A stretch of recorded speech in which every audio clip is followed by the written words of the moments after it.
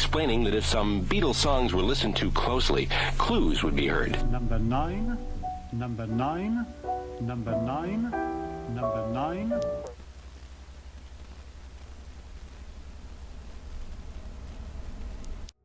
In 2010, a mysterious video surfaced on the Iamaphoney YouTube channel, titled The Winged Beatle. The video covered the Paul's dead myth, which claims that the Beatle Paul McCartney died in 1966 and was replaced with a double. What makes it interesting is its unconventional perspective, filled with strange questions and esoteric clues. Even to those familiar with the Paul's dead rumor, it could be hard to understand what Iamaphoney is trying to say. Many users would attempt to decode the Winged Beatle to figure out what really happened to Paul. Is it about Paul's replacement, his death, or something deeper? As of 2025, the message is still unclear, and we are left with no definitive answer. If we believe the creator of the channel, the truth has always been right in front of us. We just need to piece it together.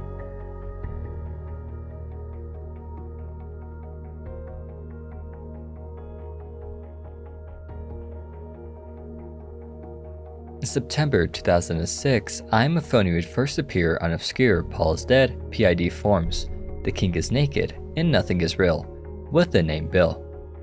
At the time, their posts went largely unnoticed, despite their unique ideas. While some of these concepts were unconventional, they didn't seem out of place in a community already immersed in conspiracy theories. What set Iamaphoney apart was their proactive approach to solving the PID mystery. Despite their cryptic nature, one of their many infamous traits, they reportedly went so far as to arrange their own interview with a first-hand source. I have got hold of a person whose photos that Apple Corp tried to buy in 1969. That is when they started to track down Beatles material. He wouldn't sell, and he is convinced that he is dead. It is getting hot. What about Mal Evans' diary? Anybody know something? If you really have something new or weird about Paul's dead, please step forward, or best PM me. I'm as told before, sorry that I have to keep information to myself, but it is important that Paul knows very little about my finds before the interview. That's why I prefer PM in this state. Sorry, but if it is not okay, we'll just communicate here. Further down, Iamaphoney would expand on their thoughts on Paul and their plans for the future. In the next year, everything would be revealed, I guess, and Paul's still with us. Paul had been Paul much longer than Paul. In public mind, Paul is Paul. So there will be a mind-blowing change on the view of the Beatles. Imagine that. Is Paul ready to admit that he is not Paul after all? Iamaphoney was certainly ambitious, promising that everything would be revealed in a year, despite fans trying to do so since 1969. We wouldn't get any news on the interview for some time, but on November 10, 2006, we got something different. RA1.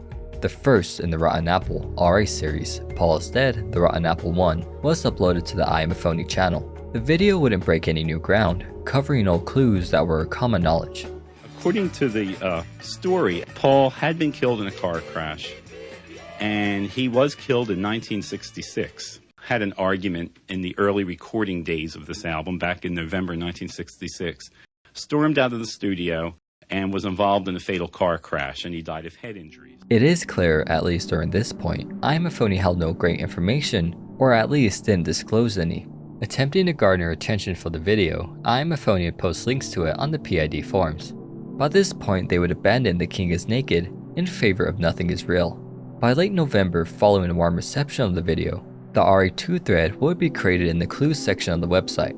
This section is where all things Iamaphoney could be discussed, before moving to its own section titled The Rotten Apple. Iamaphoney would then elaborate on future plans. Glad you guys like it. There is so much more on its way. Trying to get some investors to help me out. Hopefully, it will be the big revelation film. The film that tells the truth and the final answer from the dead man himself. Anybody aware of new clues at the Love album? Seeking investors and new clues. It was clear whatever Iamaphoney had planned for the revelation film was big. If his words are true, perhaps even coming from the man himself. The RA video series continued to unfold on the forums, covering both familiar and unexplored territory. To establish a good base, let's start off with the classic PID story. The story of PID starts in 1966, when Paul was killed in a car crash by a head injury following an argument with the band.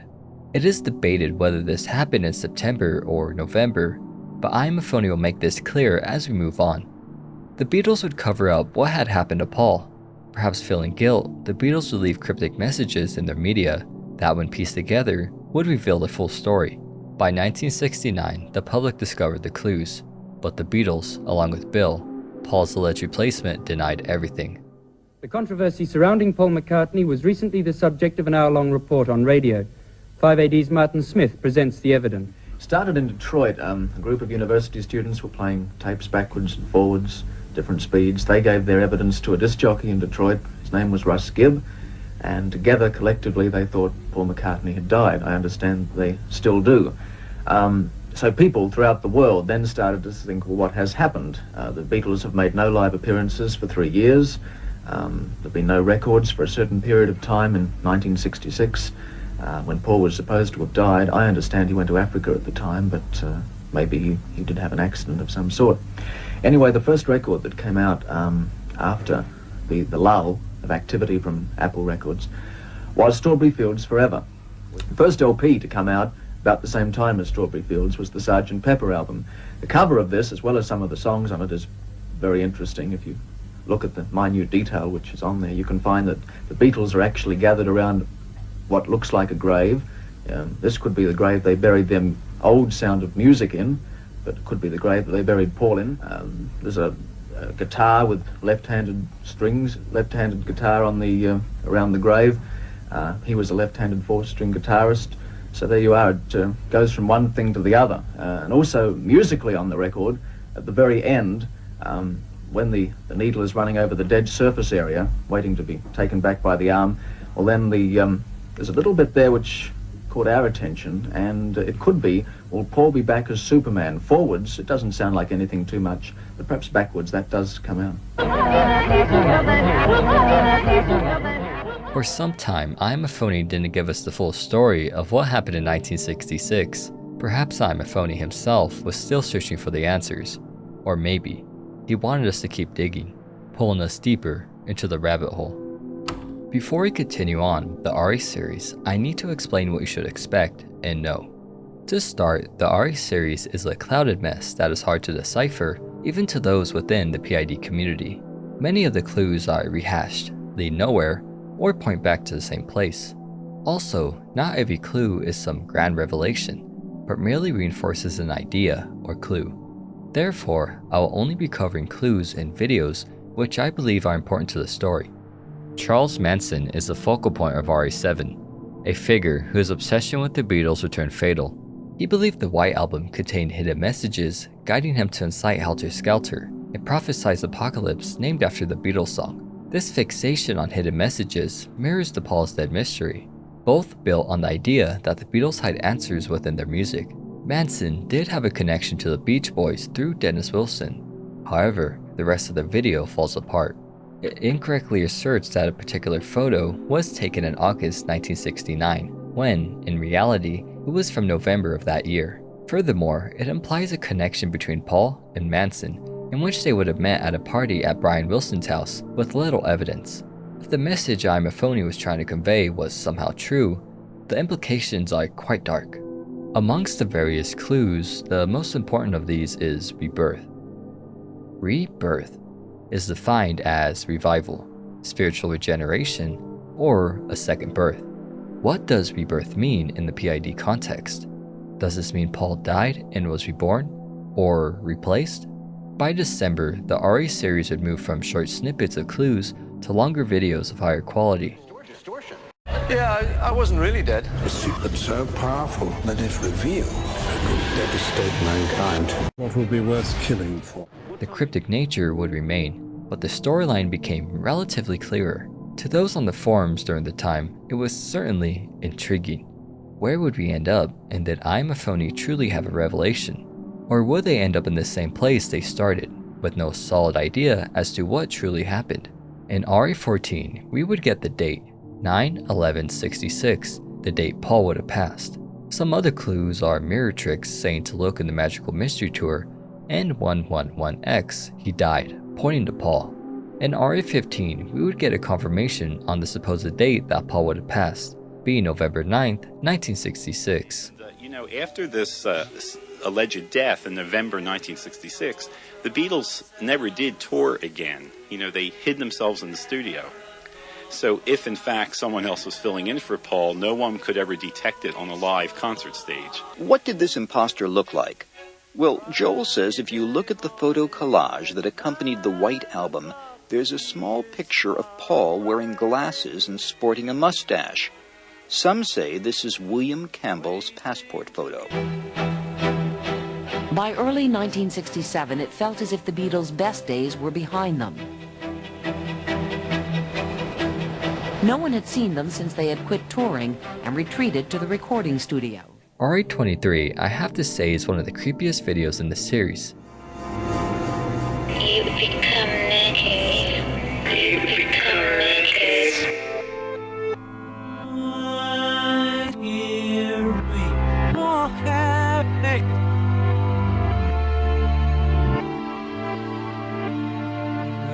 Walk out naked.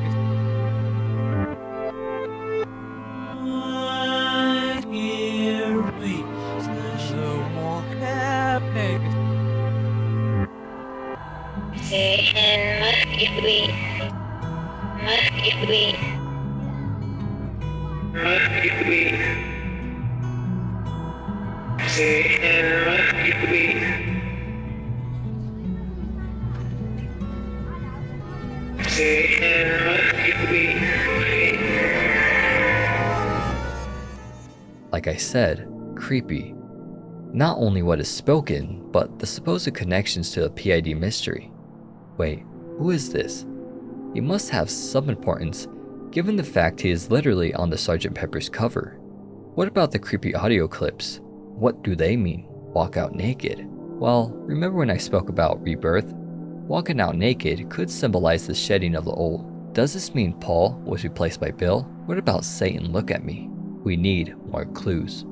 Iamaphoney gives us some more insight as to what to expect in the video, stating, "The Rotten Apple series will soon make a major change, and we are getting closer.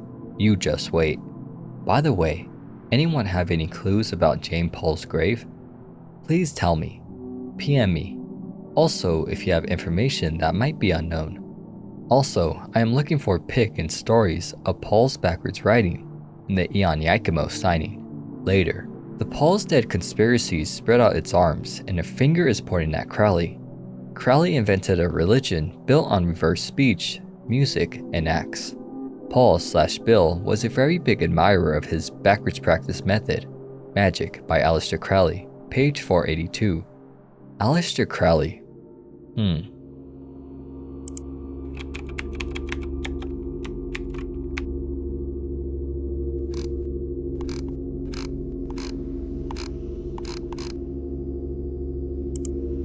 Look what we have here. It's the same guy from RA23. But that still leaves the question, how is he connected to all this? There is quite a lot to this man, but understanding him is essential in understanding the message of Iamaphoney. The Beast 666, an occultist, magician, and the founder of Thelema, a spiritual philosophy rooted in personal liberation and divine purpose. Thelema is best described with the phrase, "Do what thou wilt shall be the whole of the law. Love unto law, love unto will. And every man and every woman is a star." The core of Thelema is the idea that everyone possesses a true will, a unique and divine purpose in life. This will is meant to transcend any societal conditioning, ego-driven desire, and external morality, essentially being told to do something by others, or what doesn't push you towards your will. Do what thou wilt isn't self-indulgence or meaningless chaos, but aligning yourself with your own path towards your will.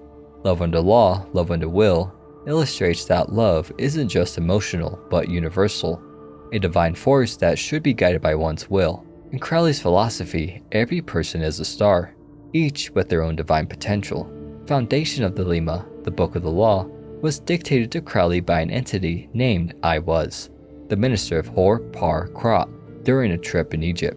Thelema draws heavily from Egyptian mythology, with each chapter from the Book of the Law correlating with a different deity. Nuit is a woman covered with stars. Hadit a winged solar disk, Ra Hoi Kuit, a form of Horus, representing the sun and divine authority. An individual who commits themselves to discovering and living in accordance with their true will is known as a magician. A magician is a practitioner of magic with a K. To distinguish it from entertainment magic, any intentional act that moves a person closer to their true will is considered an act of magic. In the book, Magic in Theory and Practice, Crowley offers a guide to magicians and provides some techniques to help break one's conventional perceptions. A. Let him learn to write backwards with either hand. B. Let him learn to walk backwards. C. Let him constantly watch, if convenient, cinematograph films and listen to phonograph records reversed, and let him so accustom himself to these that they appear natural and appreciable as a whole. D. Let him practice speaking backwards. Thus, for I am he, let him say, Ich my I. E. Let him learn to read backwards. Even from a first glance, the PID rumor does have a lot in common with these techniques. For example, how do you hear the hidden messages in the songs? You play them backwards. Let him practice speaking backwards. Thus, for I am he, let him say, He my During January 2007, back on NIR, Iamaphoney would continue to discuss Crowley and his connections to the Beatles, stating that there really is no message about Satan, nor was Crowley a Satanist, that the Beatles were very much into Crowley, referencing an interview Lennon did with Playboy magazine. He would misquote Lennon, but it's still quite similar to the original one. Here is the original quote. The whole Beatle idea was to do what you want, right? To take your own responsibility. Iamaphoney continued by drawing connections between Sgt. Pepper's and Aleister Crowley, specifically its release date aligning with the 20th anniversary of Crowley's death. He suggested that the Beatles shared not just a vague sense of freedom with Crowley, but a deeper philosophical alignment. He would point to the Magical Mystery Tour, where the band plays the role of magicians, echoing Crowley's concept of the magician as a transformative figure. After all, Crowley does appear on the cover of Sgt. Pepper, and Paul once said the album featured the group's heroes. So maybe Iamaphoney was onto something, that the Beatles' connection to Crowley went beyond the symbolic. He would speak on other points around PID and plans for interviews. Beat lies, you are right. That is very convincing, and this is something I am working on. Soon, I'll make a trip to Europe and do some heavy-duty interviews. Don't worry, it is going to be revealed. Can you provide something? Please PM me if so. That would be great. Also guys, I'm looking for more proof of the Ian Yakimo case.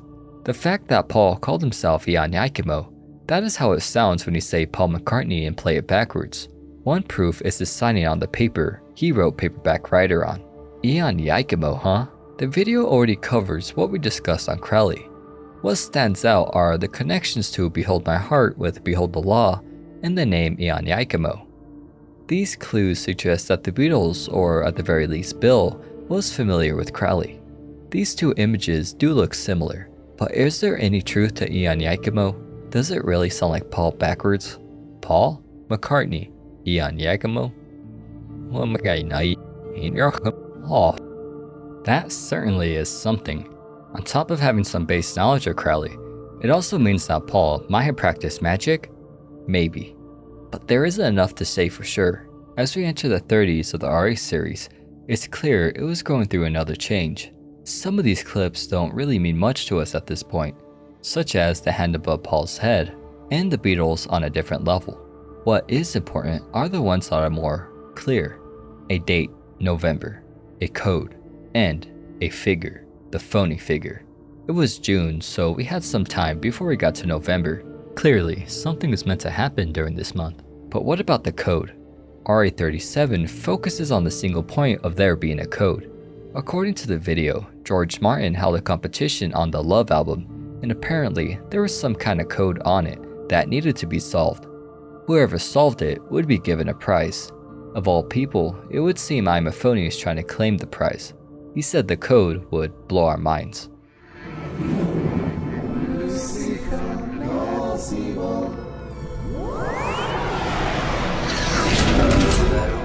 As with everything with Iamaphoney, the love code isn't straightforward.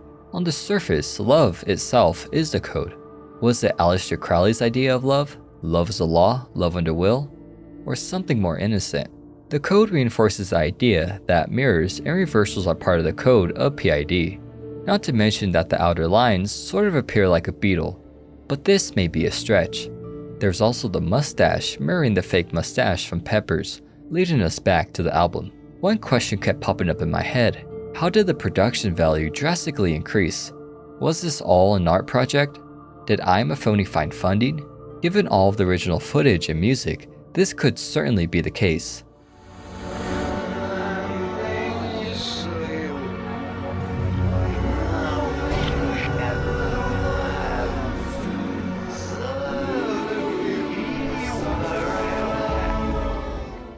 Iamaphoney wouldn't be giving us any answers at this time, but maybe the community had some insight. At this point, Iamaphoney would begin to take a backseat on the PID forums. They would stop discussing the mystery, instead letting their videos speak for them. In reality, Iamaphoney never disappeared, just changed his name, lurking under new accounts. While they took a step back, others stepped forward.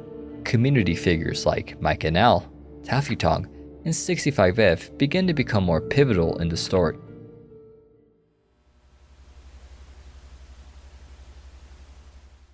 By July 2007, the RE series started to delve into spiritual territory. While there were hints before the shift, we really start to see it in RE41. The Passover Plot, Devil Lived, King of Cosmania, The Process. Some of these clues still leave me scratching my head to this day, especially when trying to understand how they tie into the PID mystery. In The Passover Plot, a controversial book by Hugh J. Schonfield, Jesus is not portrayed as divine, but as a man, someone with deep knowledge of scripture who sought to fulfill the role of the Messiah. According to Schonfield, Jesus carefully planned his own crucifixion and staged resurrection using the prophecies of the Old Testament. In this narrative, Judas wasn't a traitor, but a trusted ally, helping to set the plan in motion. The idea was to fake his death, then be revived later, thus fulfilling the image of the risen Messiah.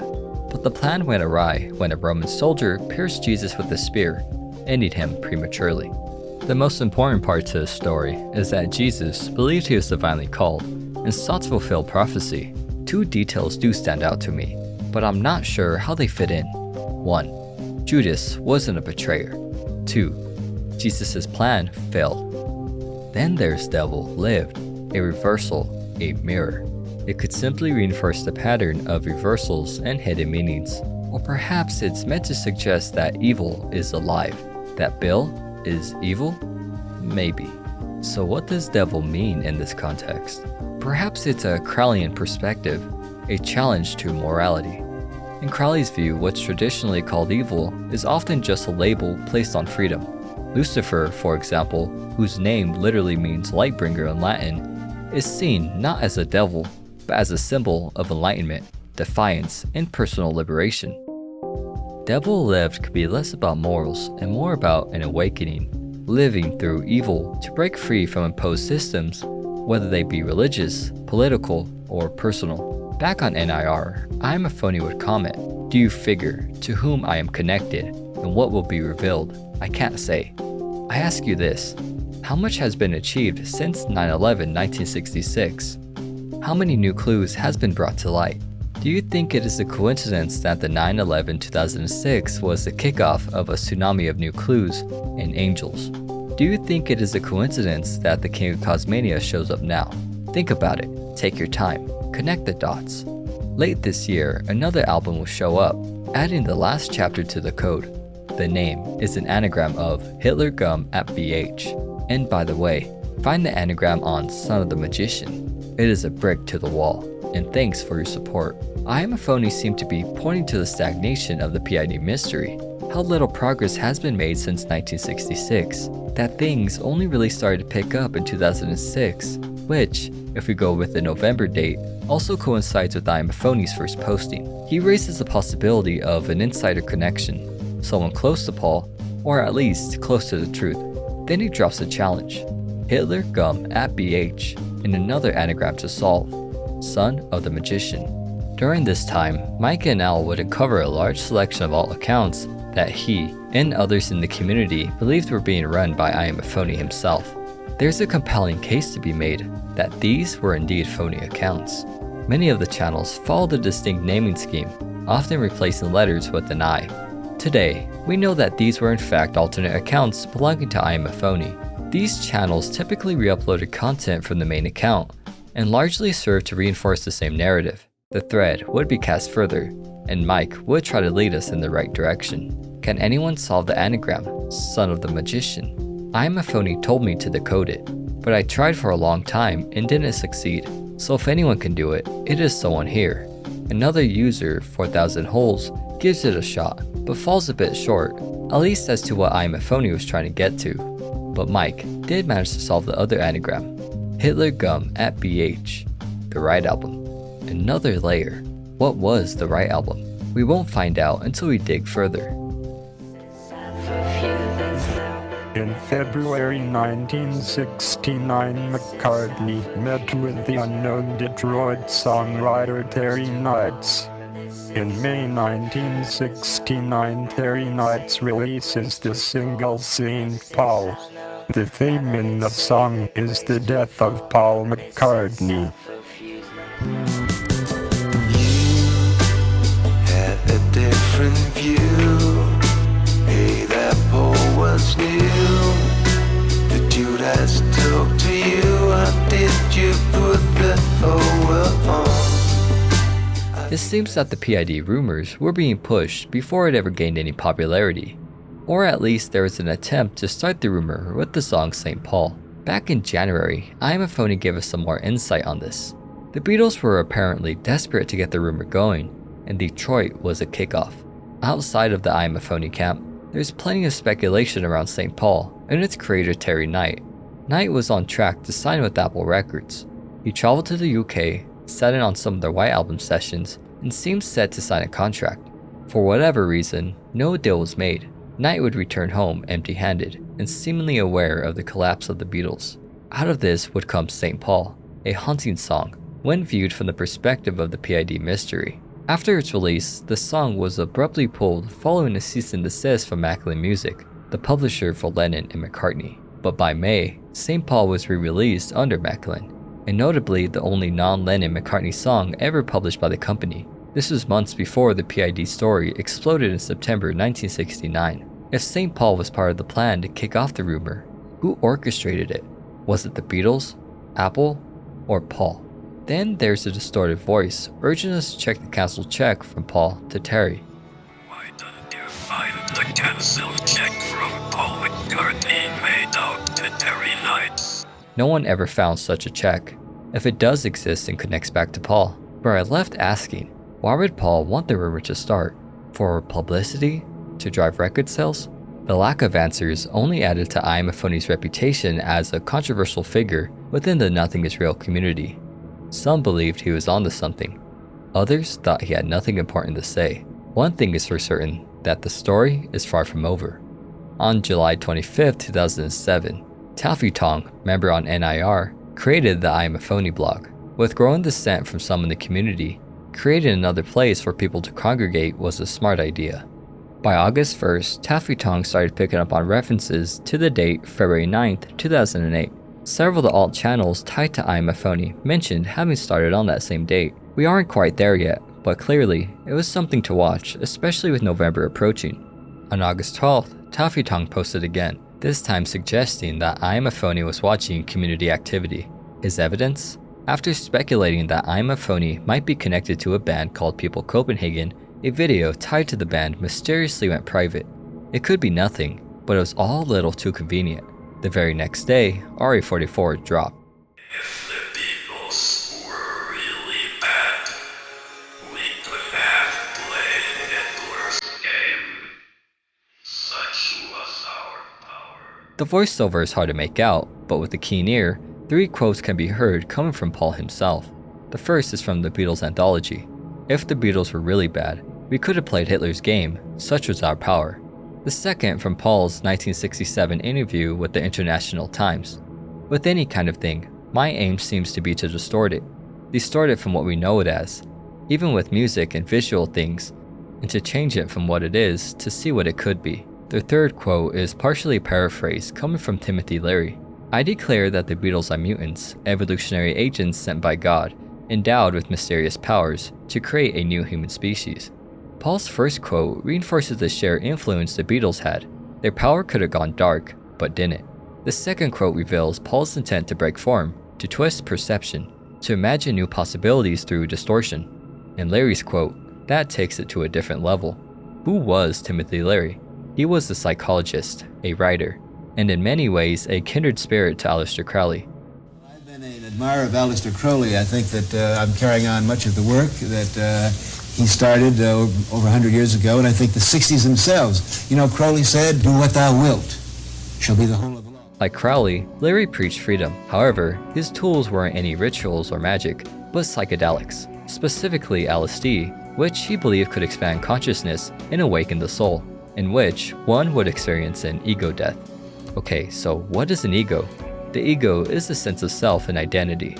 It allows us to perceive ourselves as an individual. Ego death is the dissolvement of the ego or self. There is no I, just an awareness of what is. The experience is often described as terrifying, but at the same time, liberating. Ego death is often tied to enlightenment, and according to Leary, can be achieved with the use of psychedelics. Leary's philosophies echoed Crowley's ideals almost word for word. Turn on, tune in, drop out, and think for yourself and question authority. Turn on means to activate your neural and genetic equipment and become open to the many levels of consciousness. Tune in was about connection to the world. Drop out meant abandoning the unconscious contract we have with societal expectations. Think for yourself and question authority, meaning don't let others tell you what to believe and question what those in power say. Do what thou wilt would certainly fit right in with these quotes. Back to Larry's quote. The quote is meant to suggest that the Beatles were pioneers, different from others and ahead of their time. Through their music, they were able to connect with people on a deeper level, shifting their perspectives and awakening their minds, almost as if they were divine messengers, guiding humanity into a new stage of consciousness, where individuals think for themselves, question authority, and seek a higher truth. This would explain the images of the brain in RE44, that possibly Paul or the Beatles reached a new level or were pushing us in that direction. Here's the question. How does all of this tie back to Crowley? Was it just the freedom he preached? Did the Beatles latch on to this idea of freedom?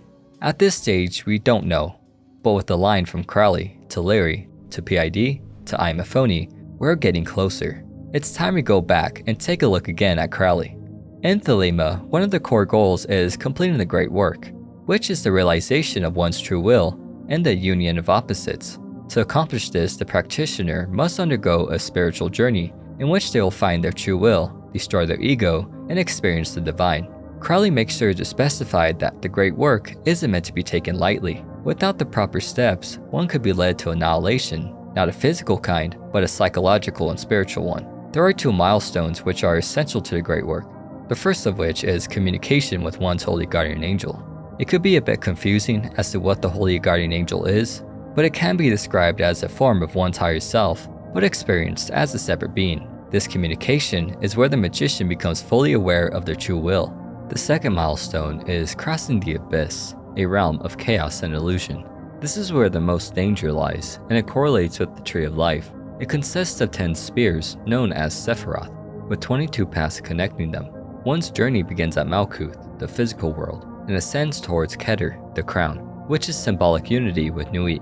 The abyss is correlated with Da'ath, the hidden Sephiroth, a place of knowledge without wisdom.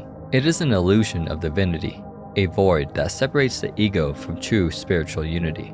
Within the abyss lies Trozon, the dweller of the abyss, who the magician must confront to progress. If one succeeds in their confrontation, the ego is demolished. Across the abyss is Babylon, a goddess. If one gives himself completely to her, they'll be impregnated in her by Pan, a god, and their lifeless former self will rest in the city of pyramids under the night of Pan, the time before the new sun or the new self. Once they are ready, they'll be born again and reach unification with Nuit. To put it in plain terms, this is a symbolic death and rebirth, a journey to an enlightened state / ego death. The great work would fit in with everything going on with these brain images. This connection may be the key to solving the Iamaphoney mystery. Now the question is, how does it all fit in? what exactly happened to Paul? Many of the RA series videos will continue to point in this direction, of some sort of higher consciousness. It starts to appear more as we go on, that Paul really wasn't dead, but something else may have happened to him. By August 20th, 2007, the RA series reached RA46. The video reveals the title for Paul McCartney's album, Memory Almost Full, is an anagram for my soulmate LLM, Linda Louise McCartney, Paul's late wife. Iamaphoney would then reveal the solution to the anagram son of the magician, which is the king of Cosmania.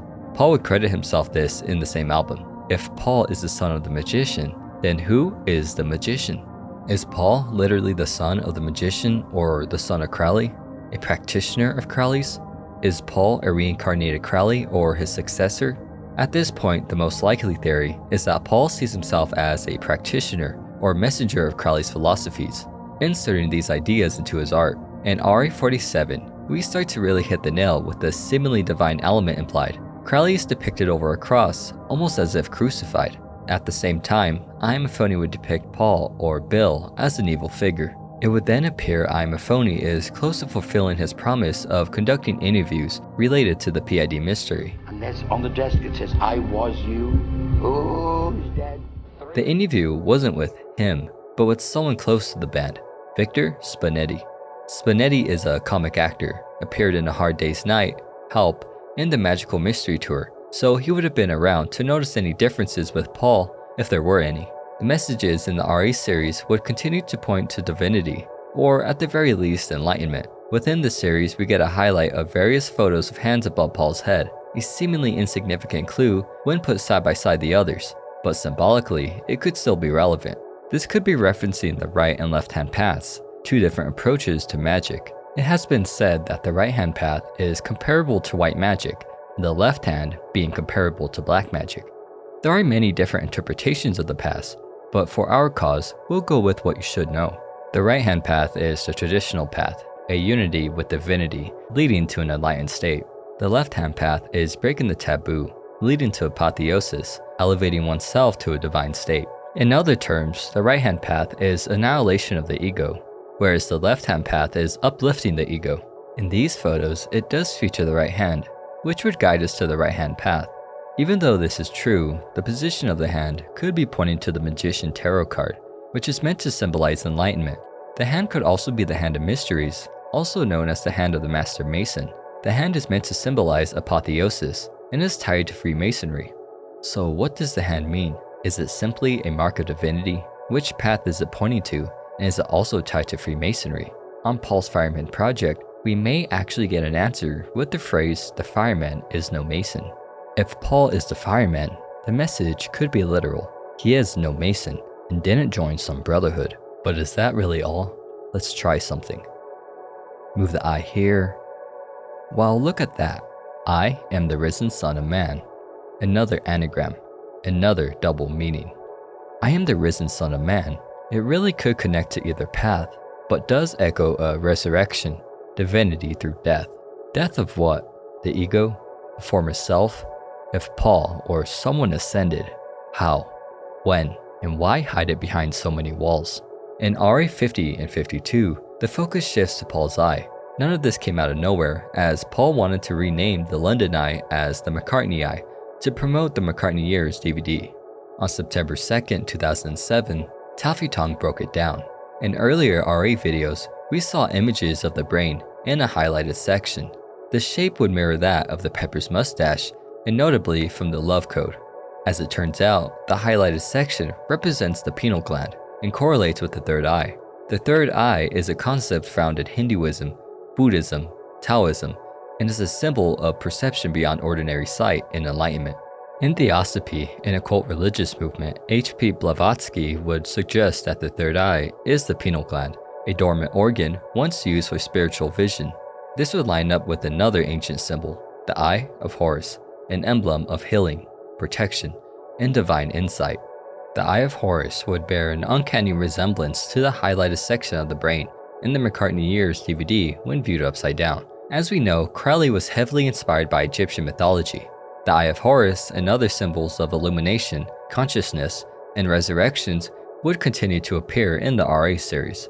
By September 11, 2007, RA-53 would be posted with a message flashed upon the screen. He will disappear 12/11/2007. More of the Phoney Figure, a nurse alive, and Paul sounding as if he is saying I am a phony. The next day on NIR, discussion around RA-53 would pick up, with some speculating Paul would disappear and Iamaphoney would be the prime suspect. November 12th is also the release date for the McCartney Years DVD. Ramon would then leave us with some words to ponder. Okay, so there's a nurse alive? Meaning, as in still alive? One who could possibly attest to a death, a birth, or September 13th, 2007, Taffy Tong provides some insight and comments on the post. They would point to Neil Aspinall potentially being behind Iamaphoney. On September 24th, RA-55 was released. The focus of the video would be the comparison of two images of the Beatles taken on the EMI stairs. Same building, different levels. 2 days later, a new comment would appear on the Iamaphoney blog from Anonymous, but as Taffy Tong confirms, it actually came from a user named B-Dills. The comment is purposely misspelled, cryptic, almost as if it was a riddle. Taffy Tong wouldn't see the message until the 29th, but would subsequently post it on NIR. User B would translate it for us. The idea is wrong that he's talking about floors. He is talking about pineal gland level being different. It appears to be an explanation of RA-55. With how vague the video was, the explanation was needed. So it's meant to establish that the pineal gland, or their consciousness, reached a higher level, and Iamaphoney was trying to apply this by the different pictures. Yeah, I could see why many were confused by the video. Early October on NIR, Deceptionist would message Iamaphoney asking for further clarification regarding the EMI stairs. I will only be focusing on what Iamaphoney has to say. I do expect you to, but there is something in that picture. Same building, different levels. There's the obvious level, and then there is the other. I'm out there making the movie, talking to the right people, getting the story right, and man, this is mind-blowing, I promise you. The Rotten Apple series is only a thin slice of the story. That's what we are doing, isn't it? If they don't see, they won't understand what they are about to discover. That last message would certainly explain the obscure clues and lack of explanations. If you can't piece it together yourself, then you'll never truly understand. Later, on October 11th, B-Dills would leave another message on the post about RA-56. I get afraid because all's being told now, and I'm afraid they'll ask about my dad's work in Nairobi, and so they'll sue my family. He was paid many money from the Beatles. Not much of this makes sense at the moment, but what is clear is whoever this is has a dad who was paid to keep quiet on their work in Nairobi. Taffy Tong would bring up the book many years from now, in which it explains that Paul, alongside Mal Evans, visited Kenya. The final night was spent in Nairobi, before returning to London in November 1966. On the flight back, Paul comes up with the idea of Sgt. Pepper's. So, what happened in Nairobi? A question we yet don't have an answer for, nor will the RE videos make it clear, but I will highlight some key moments. In RA-57, we get Love is the Law turning into code, much like the Love Code. RA-58, Paul died, Bill lived, which would mean a rebirth of sorts. RA-60, we simply get some more pictures of the pineal gland and of the pituitary gland, which also points towards enlightenment. As we enter November, Mike would be the first to remind people that Iamaphoney promised something during this month. According to Mike, it was meant to be a video, and on November 12th, we got exactly that, RA-65. The entry took a more polished form from those in the RA series. It was less cryptic and a more straightforward documentary. 3 separate versions of the video were uploaded and rapidly taken down with no explanation. This is why if you check the date for the video, it says 2010, but it still appears to be the same video. So what was going on? Iamaphoney has been hinting at a documentary for a while. He also talked about interviews. Was this really it? He instructed his devotees to learn how to read backwards and speak backwards, and his reasoning in this was that it would give them more power over others. Let him learn to write backwards and listen to phonograph records reversed. Nothing is real, you're singing it fun. I think it's not only possible that they phonetically engineered the song in such a way.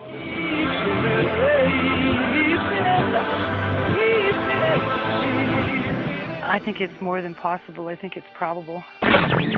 What of St. Paul? Despite its differences, it only really serves as a summary of the RA series so far, not really a revelation. B would remind us that the King of Cosmania will arise 9 February 2008. Iamaphoney would then leave us with another cryptic message. By the way, see you in LA.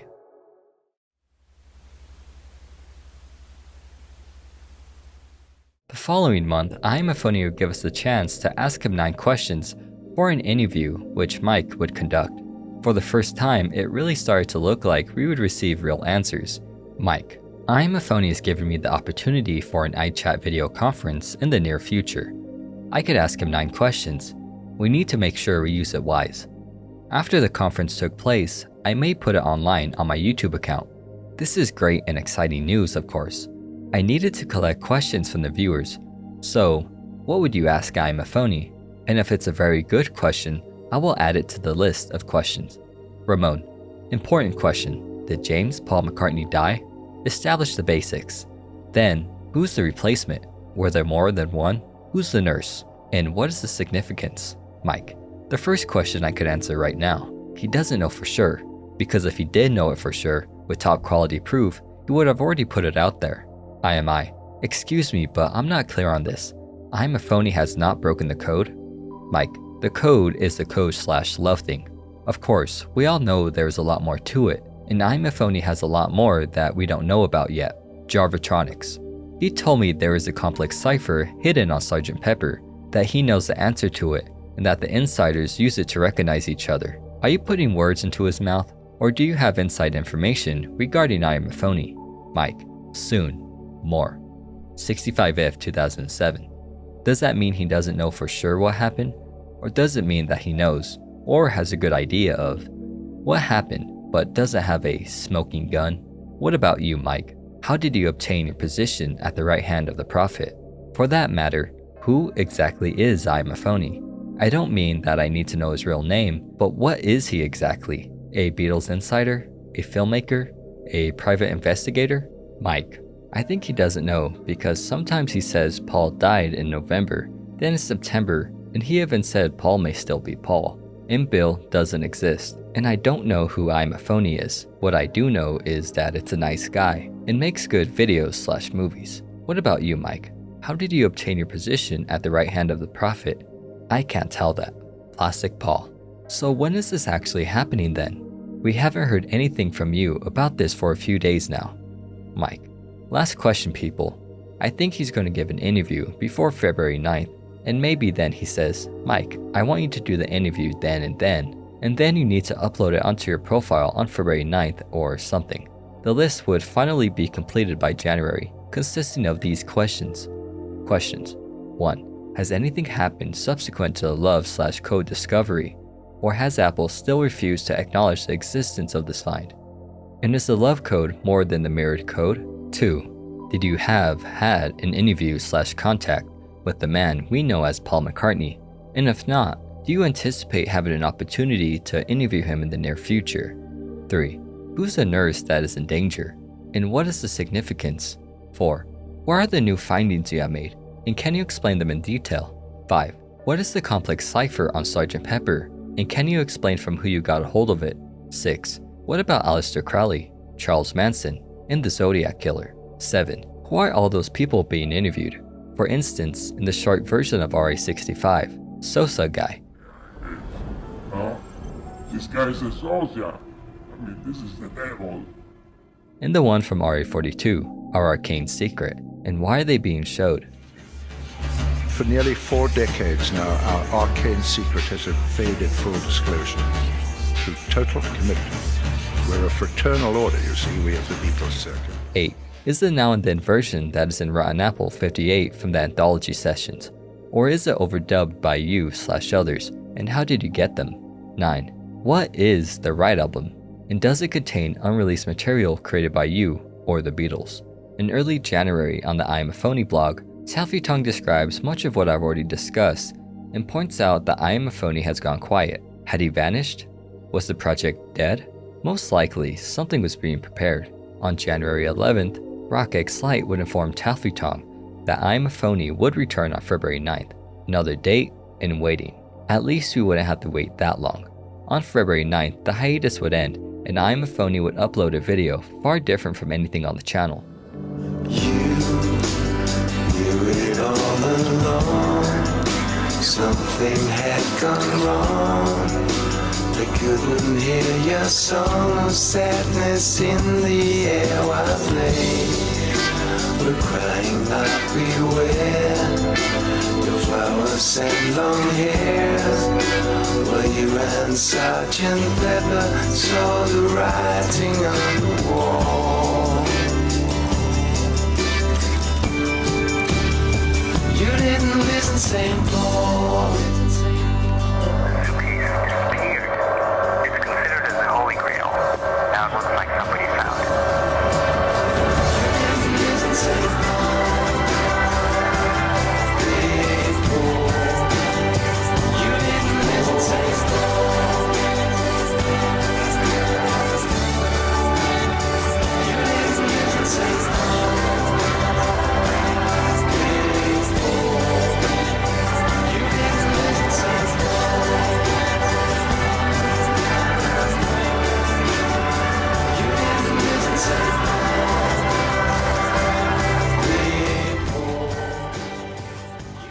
A suitcase. Maybe this held a revelation we missed back in November. The only way we could find out is by finding it. Community members would speculate that this was actually the suitcase of Mal Evans. If it was, it would most likely contain the book that he never published. With Mal being one of the few people close to Paul, it would be possible that he knew the truth about the whole PID mystery. Jump the Gun would identify the location where the suitcase was left, Santa Susana Mountain Pass, where Spawn Ranch is located, known for its connection to the Manson family.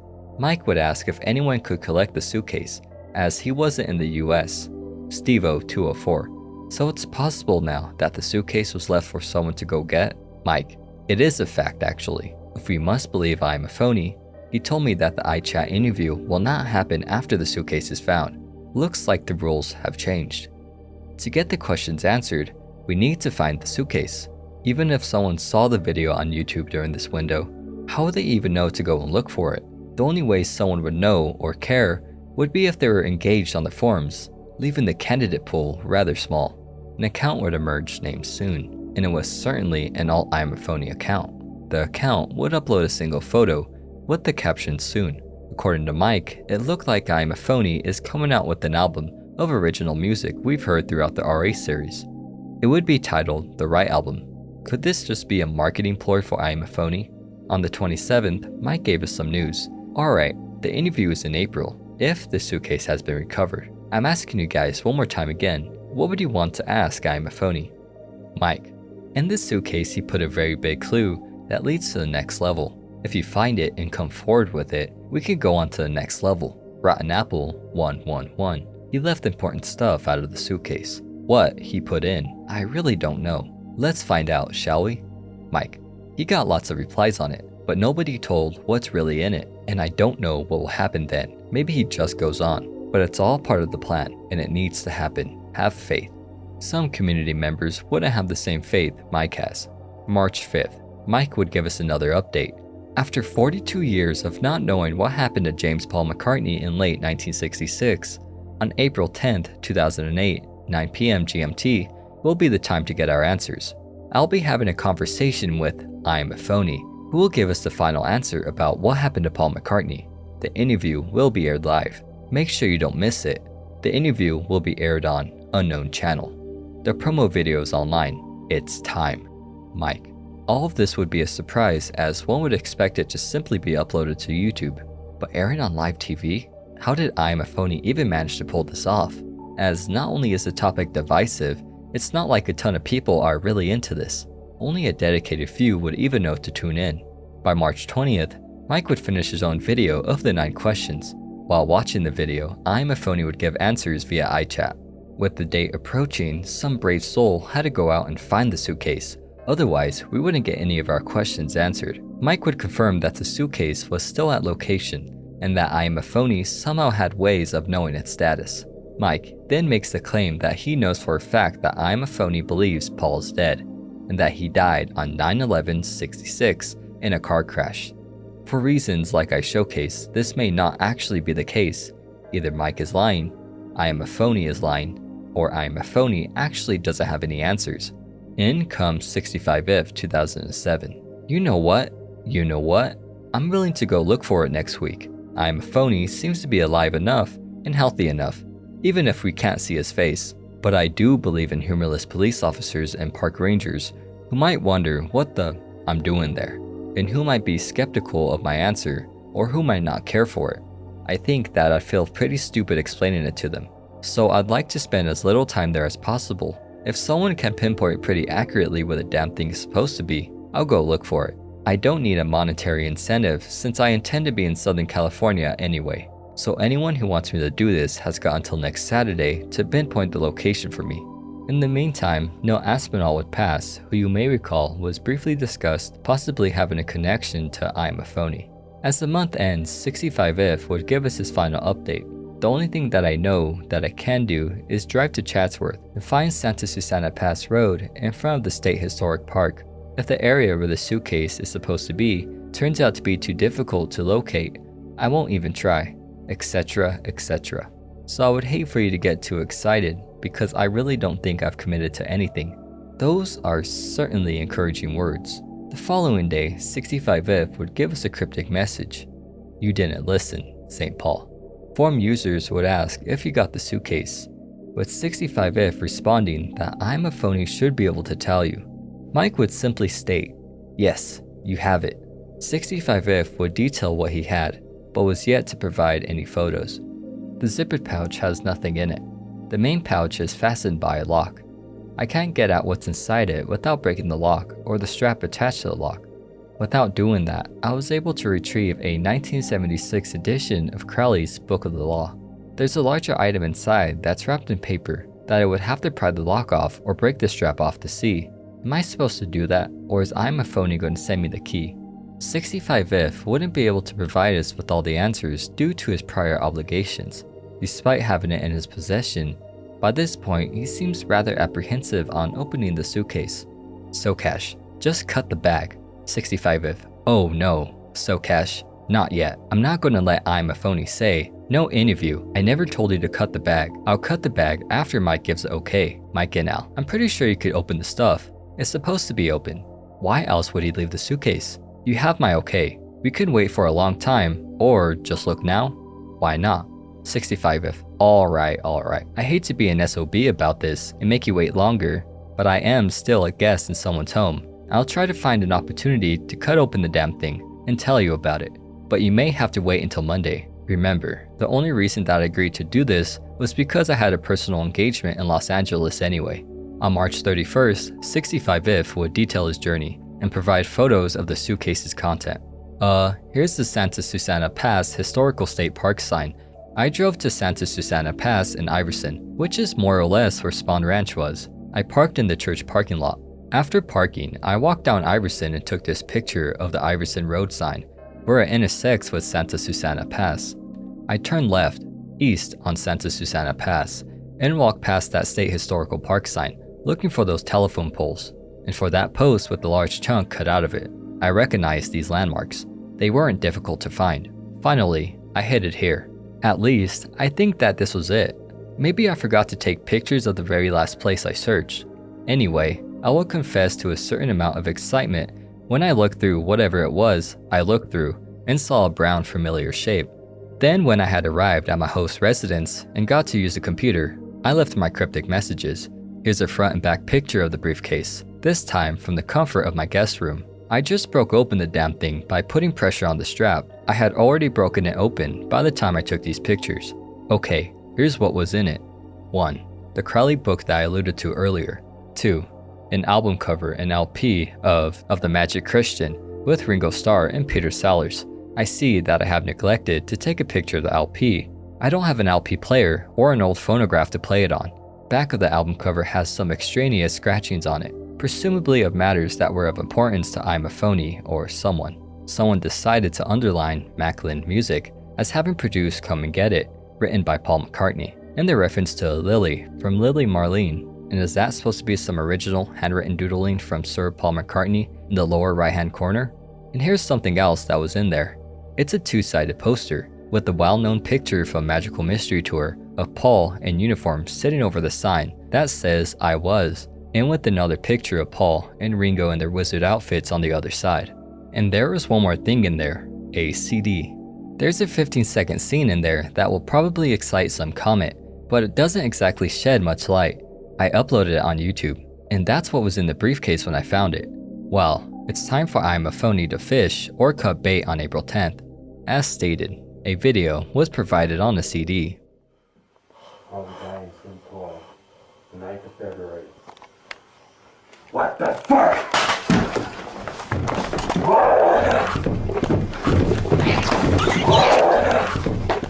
I honestly have no idea what to make of the video, nor did the community, and it gets swiftly forgotten. The Magic Christian, on the other hand, may actually be of some value. At face value, The Magic Christian is a film starring Ringo Starr. There isn't much to take from this film, but what is interesting is the title, The Magic Christian. What is obvious is a connection between magic and magic with the K. The other bridge is the Passover Plot. One interpretation is that Paul wants to be seen as the Messiah within the Lema, and possibly wants to portray himself as the reincarnated Crowley, orchestrating his supposed death and rebirth. If the Passover Plot is a mirror to the PID mystery, then it casts Paul not as a victim, but as a manipulator of events. Then there's Macklin music, which points to the song St. Paul. Meanwhile, there wouldn't be any updates on the status of the interview. Mike would admit that he hasn't seen Iamaphoney active for a while. He has, however, kept in contact with some of Iamaphoney's associates, and apparently, Iamaphoney wasn't handling the interview. 65if would give us some more details on the suitcase. Lily, scratched on the record, meant to be a reference to 119, used in European format, the supposed date of the crash. The jacket cover would feature M.E. Superstone. M.E. very likely means Mal Evans, the Beatles' road manager, and that possibly the items belong to him. And the Superstone? It's murky, but could point to Sgt. Pepper as a kind of Rosetta Stone used to decode the PID mystery. Could also link to Mal Evans' unpublished book, Living the Beatles Legend. Another breadcrumb would point us back to one of Iamaphoney's videos. A lie adds up, Superstone. The description would state Egypt. It could be a nod to the Book of the Law, which was dictated to Crowley in Egypt. Things would escalate when 65if would be accused by Iamaphoney of holding back information. Clearly offended, 65if would respond with a few more photos of the suitcase. Only a couple seemed to be of any value. They were of Mal, beyond Jesus, and the Aries symbol. Taffy Tongue would mention that the Aries symbol is tied to the ram, which is also the name of one of Paul's albums. Mike would finally give us exact details on what is going on with the interview, with direct messages from Iamaphoney Inc. There's Mikey and Al. Everything is cool. Time will show. At this point, all the info you need is BI chat online April 10th, 9 p.m. Tell 65if not to destroy the briefcase. 65if will hear from us when the time is right. April 10th has arrived. After all of the built-up anticipation, the RA series, and the suitcase, would all of this waiting really be worth it? Would we finally get our questions answered? The Deceptionist. So, a safe bet would be 4:30 a.m. GMT. Mike and Al. I guess it is. Let me see. Interview at 1 a.m. till 1:20 a.m. Processing video 1:25 a.m. till 2 a.m. Uploading at 2 a.m. till 2:40 a.m. I think a safe bet is 4 a.m. given headroom for possible problems. As the day drags on into the evening, Mike finally gives an update on his blog, which is now inaccessible. But we do know some of what was said thanks to NIR members and Taffy Tongue's blog.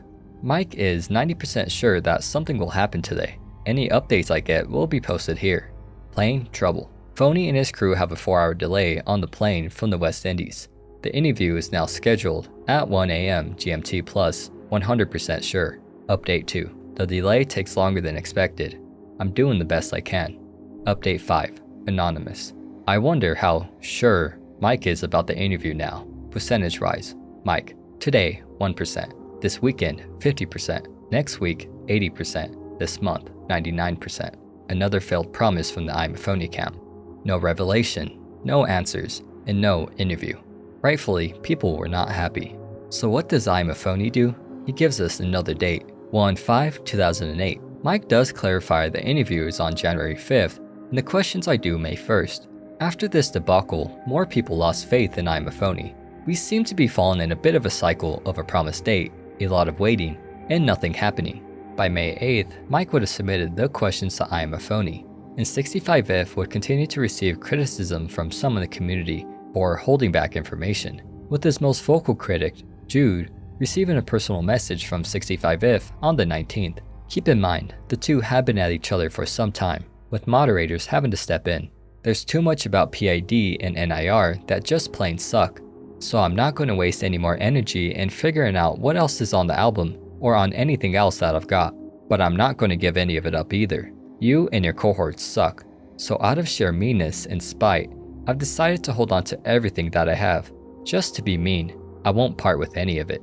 One of these days, I might even take Javatronic's advice and throw everything into a landfill.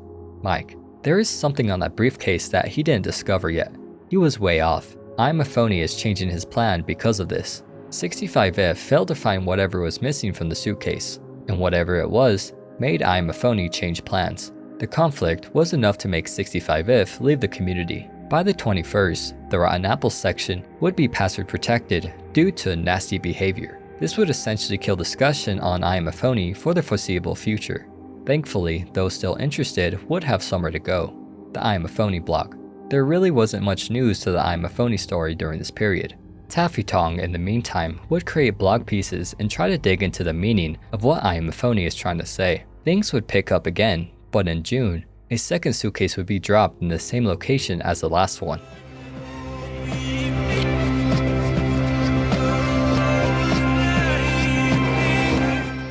Taffy Tong would suggest 65F come out of retirement to collect the package, but alas, no one would come to save the day this time.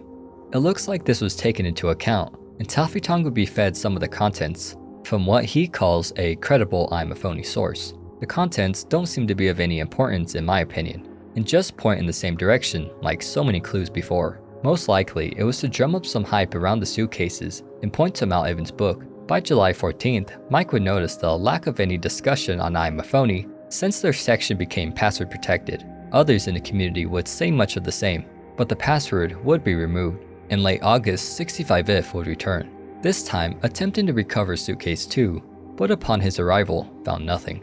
By September, Suitcase 3 and 4 would be unveiled, but like the second, they led nowhere. In October, Suitcase 5 would be unveiled, and on the 25th, Mike would confirm its recovery. Whoever recovered it didn't seem to be an active member of the community. Mike would make several attempts to get the suitcase, uploading a video detailing its recovery. However, it's unavailable today. The user would seem more interested in selling the suitcase, and would soon stop cooperating with Mike. In late November, Taffy Tong would detail the suitcases, including the contents of 5, which for the most part were a mystery even to Mike. Taffy Tong only knew its contents thanks to various sources who he did not want to name. Relevance of these items? That's another mystery, and Iamaphoney wouldn't talk, going back into hibernation. Hopefully the wait this time would be worth it, or the final Iamaphoney blunder. Do you remember the second interview that was supposed to happen? Well, it never did. During our wait, we did get a couple more RA videos, some of which were interesting. In RA74, we got a new intro of a timeline. RA76 gives us some clues as to what happened to Paul during his trip in Kenya and his head injury. The imagery is disturbing and seems to imply some sort of operation was performed on Paul during this trip. Those in the community would speculate that the tools and head injury point to tree panning.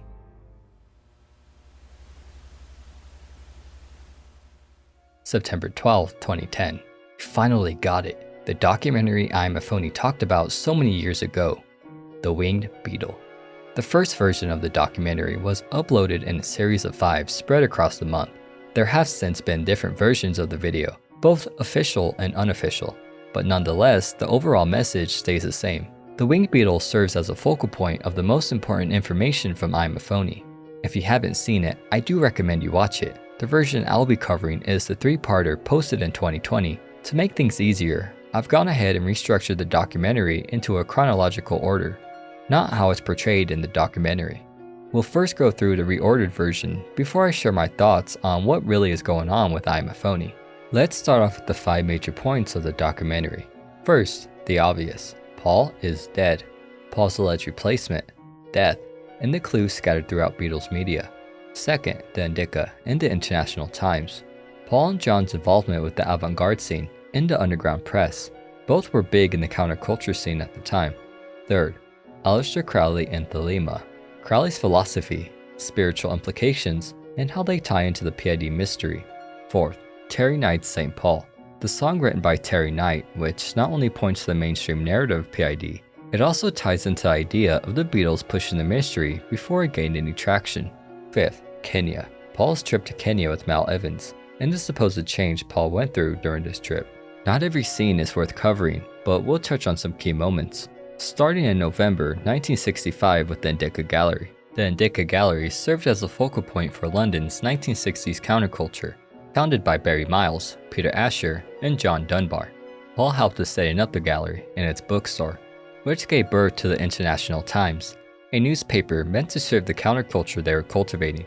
Paul would be interviewed in one of the issues to help bring in advertisements for the paper. John would later visit the gallery, meeting Yoko Ono at her exhibition held there. Ono would then claim later that she never heard of John or the Beatles, something both Paul and Miles refuted. Yoko came around to my house. She knew who the Beatles were because had met him. She met you. Yeah. She knew of the Beatles. They didn't know about it. I don't know. But of course, I mean, if she knocked on your door, she knew you were a Beatle. Everything involving Indica would have taken place before any PID rumors. Indica would most likely be the place where John picked up the Passover Plot, and Paul the Book of the Law.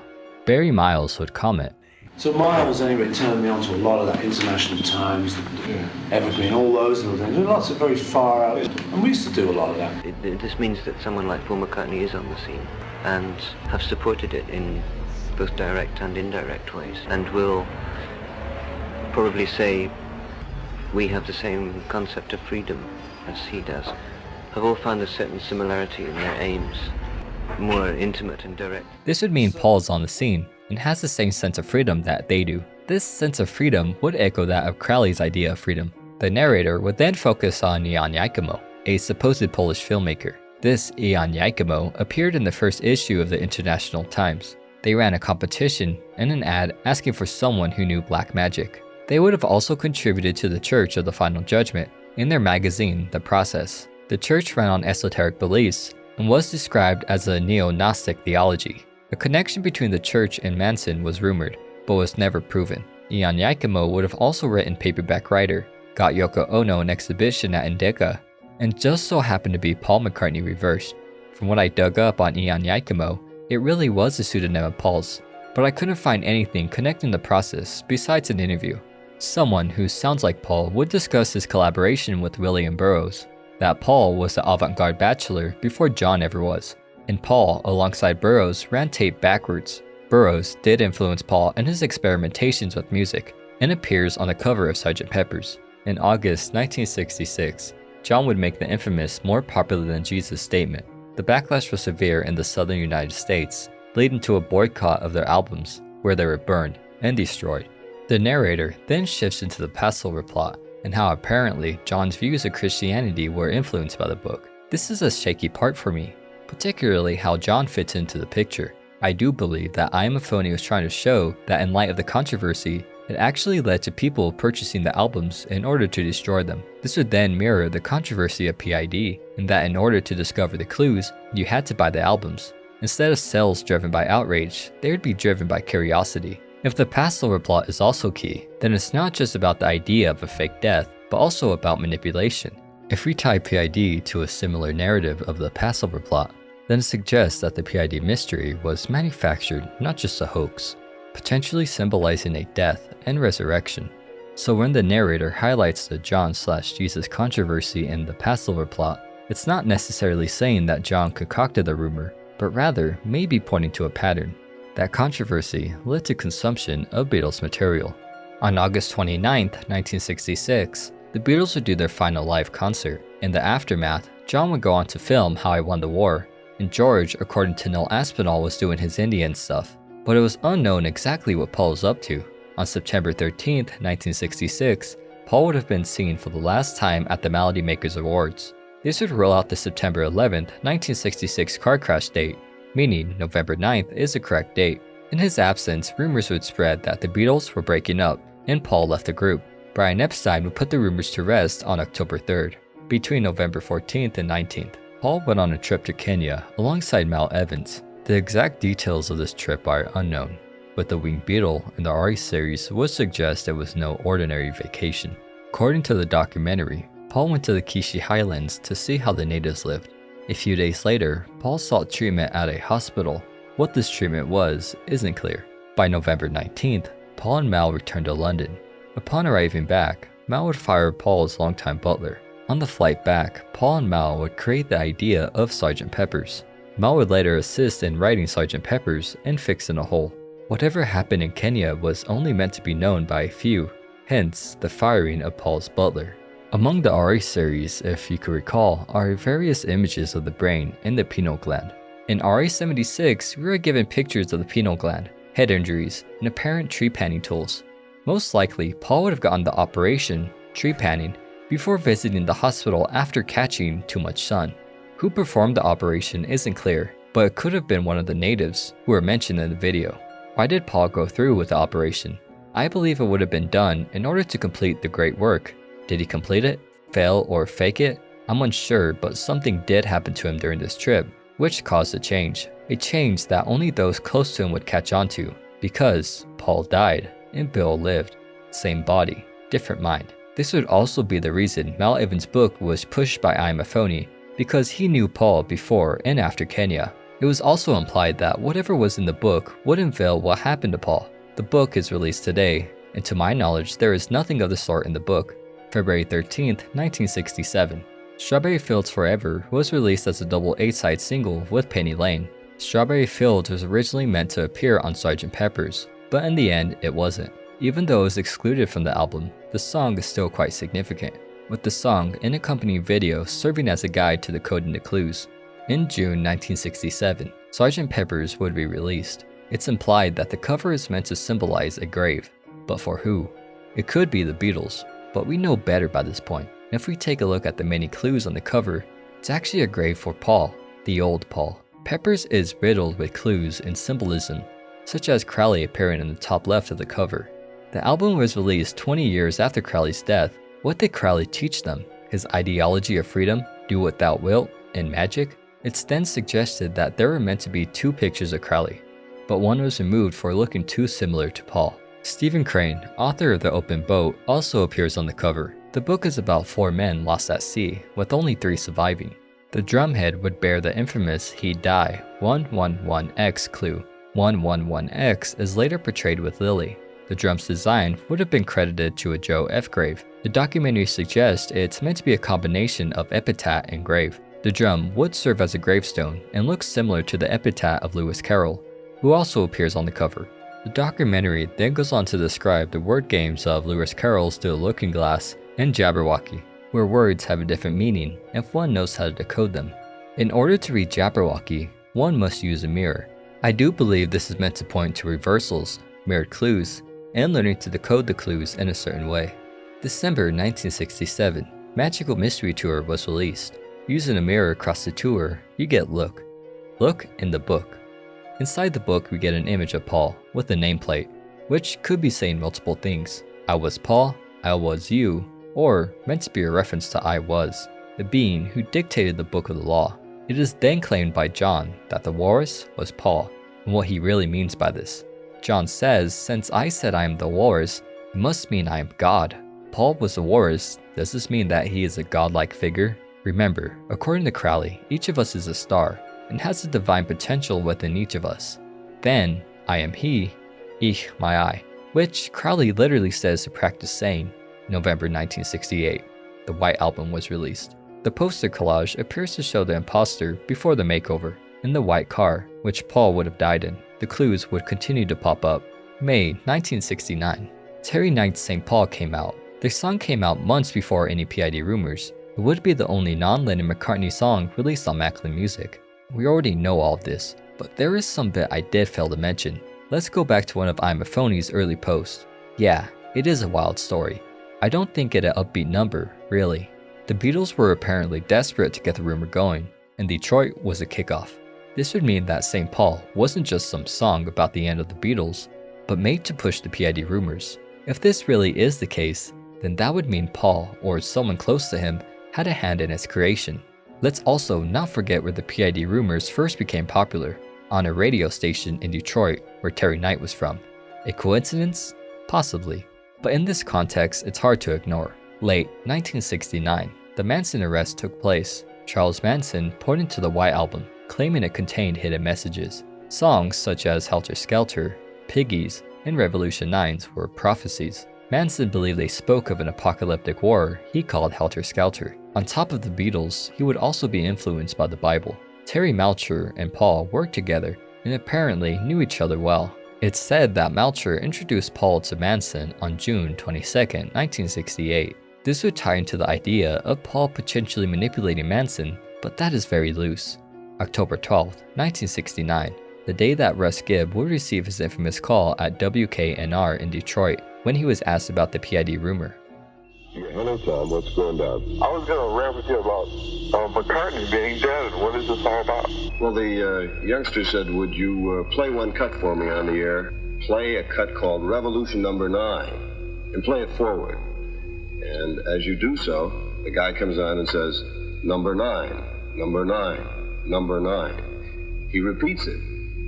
And at that point, the kid said, now play that backwards. And I played it backwards.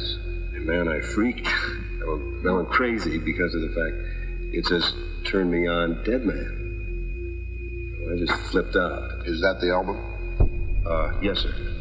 Number 9, and the underman, and the underman.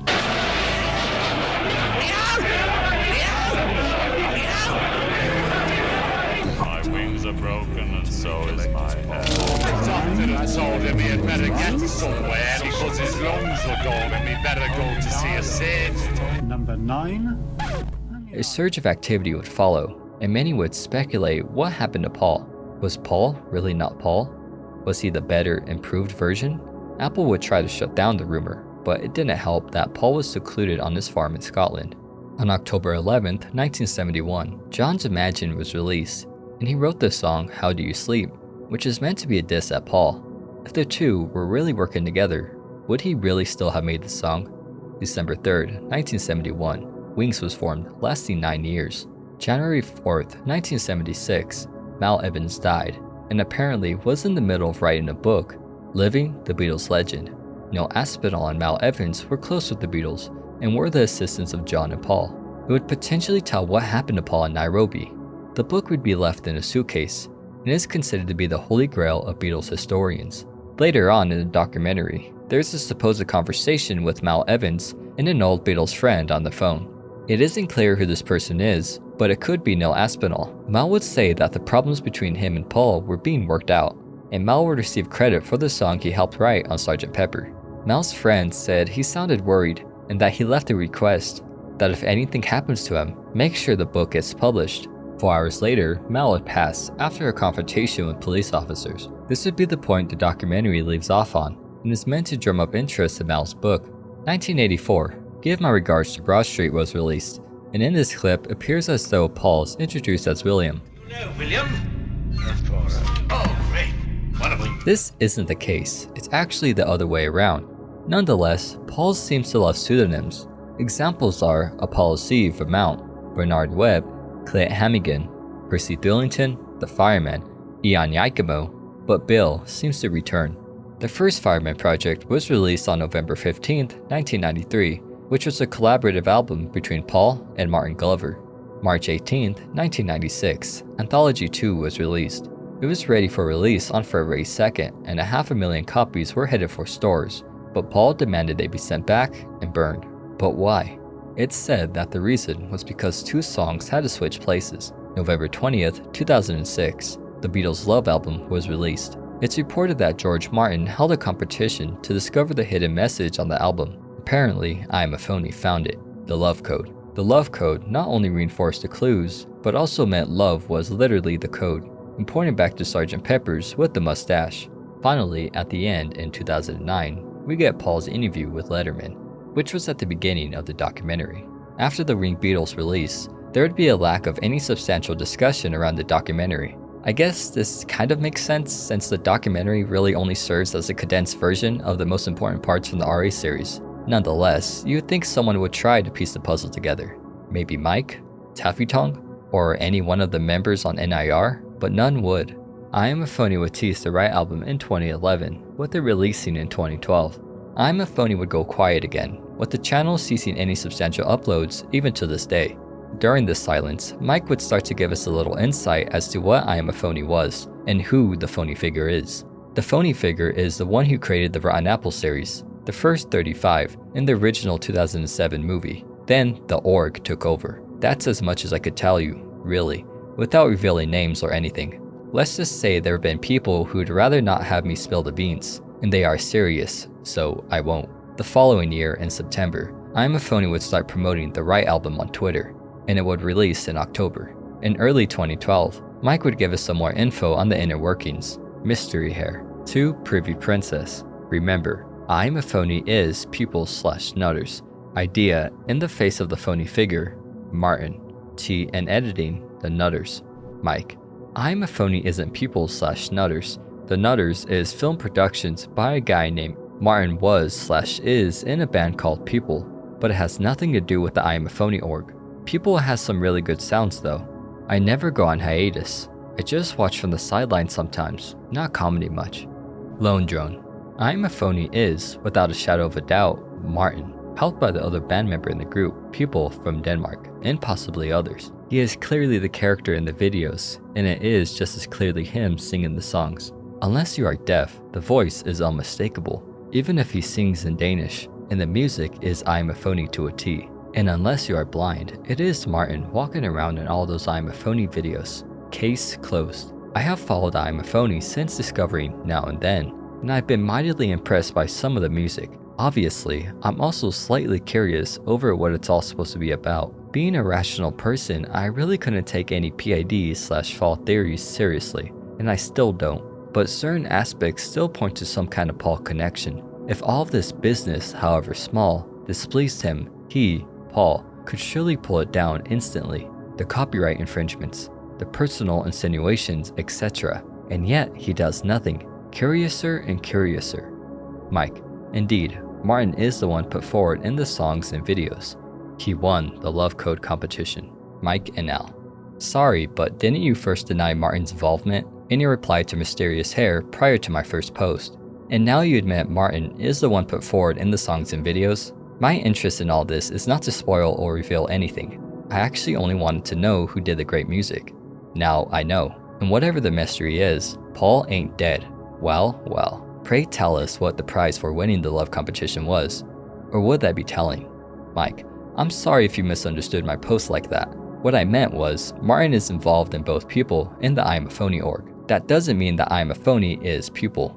Iamaphoney is not a one-man show. I know it certainly feels like that sometimes, since he's the only face and voice you could see and hear in videos/songs released by them. Lone Drone. Seems a bit futile to ask as you seem to thrive on secrecy, but is anyone outside of Martin/People involved in the music? Mike. Yes. There would be no revelation in 2012, and Iamaphoney seemed to be pretty much done, but Mike would give us something to cling on to, with his video Billy and Me.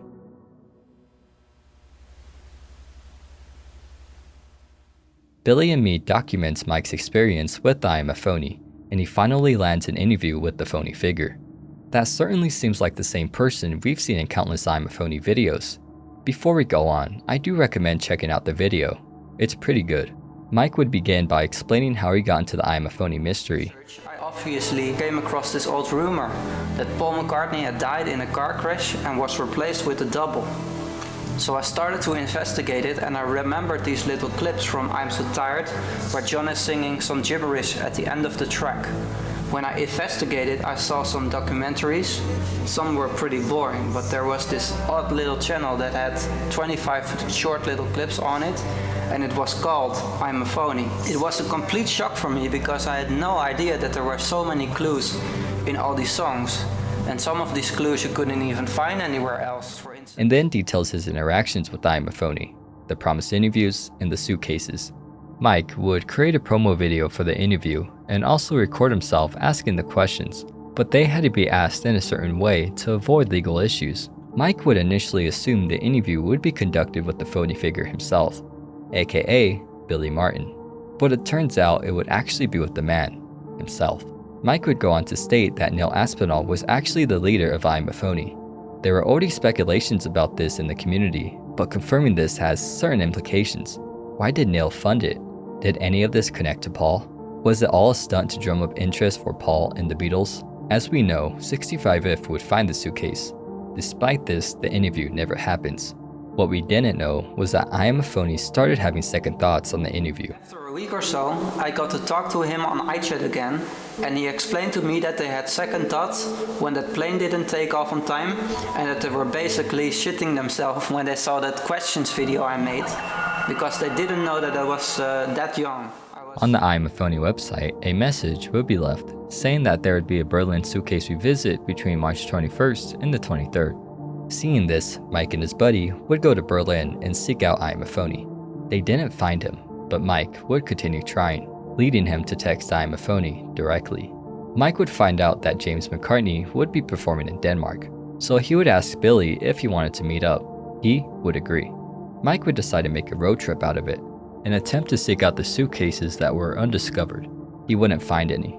After attending the concert, Mike would finally get the interview that was promised so many years ago.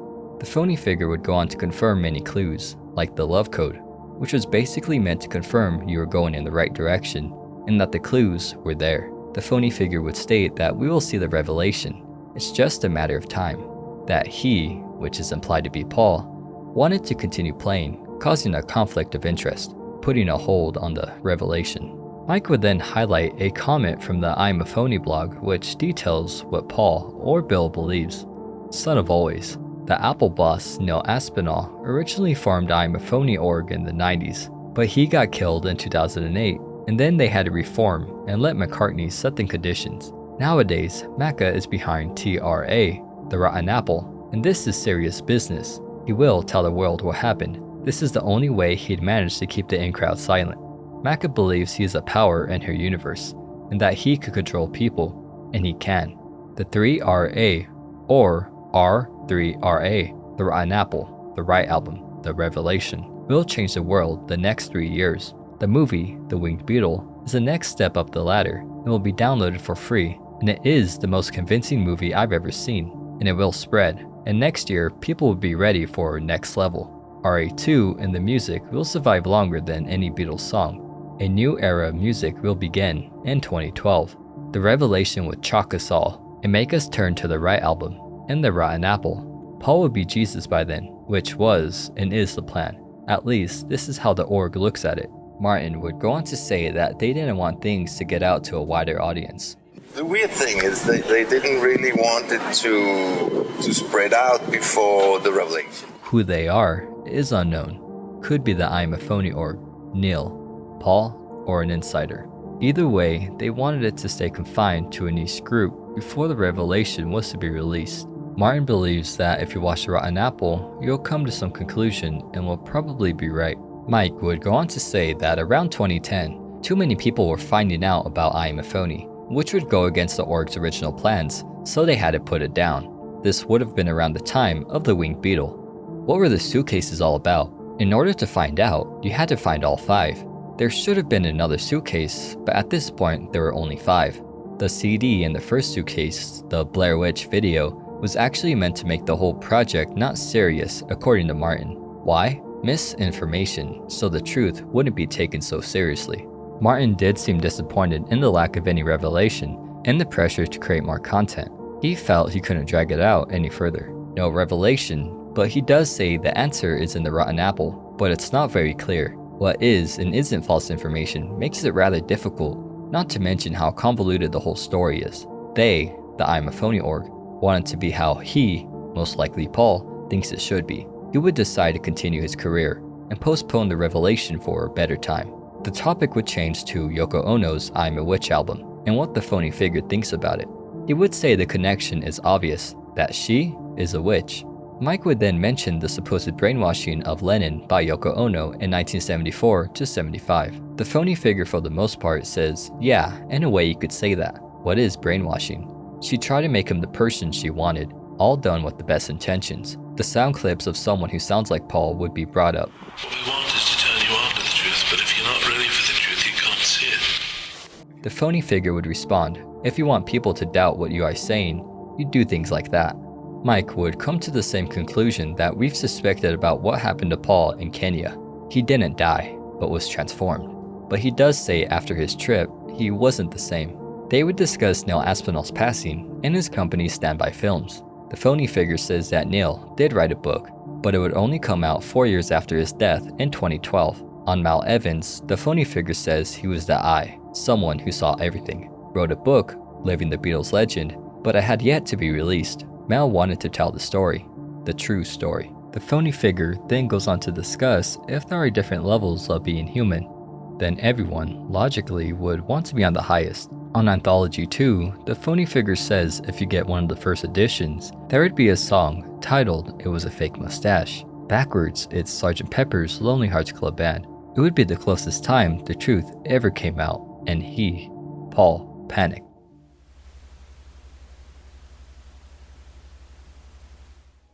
Iamaphoney hasn't come out and outright said what the hell's going on, and anyone in the inner circle isn't talking. Perhaps because they most likely don't have the full story either.